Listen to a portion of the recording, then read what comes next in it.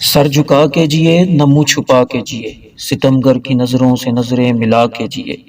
ہم اگر 2 دن کم جیے تو اس میں حیرت کیا، ہم ان کے ساتھ تھے جو شمع جلا کے جیے۔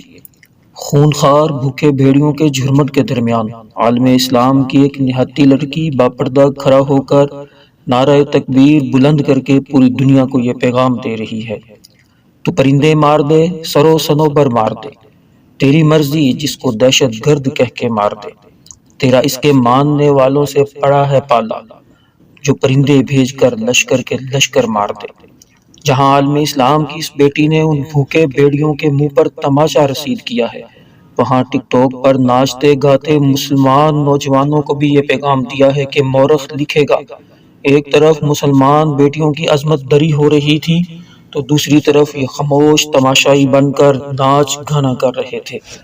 ساتھ ہی ان بیٹیوں کو بھی پیغام دیا ہے جو حجاب کے معاملے میں میرا جسم میری مرضی کا نعرہ بلند کرتی ہیں۔ انہیں بتایا ہے کہ حجاب اور اسلام اپنی پاور خود رکھتے ہیں۔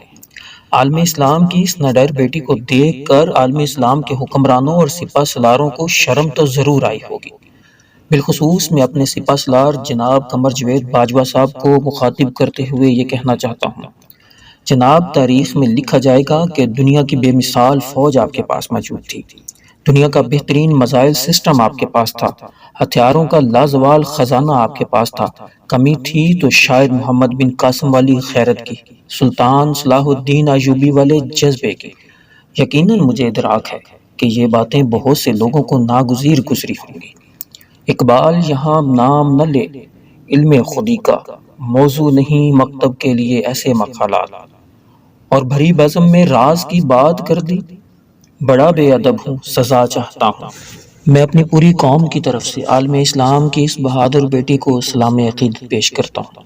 اللہ کریم آپ کو اپنے حفظ و امان میں رکھے اور استقامت عطا فرمائے۔ اپنا بہت سا خیال رکھیے گا۔ جزاک اللہ الخیر۔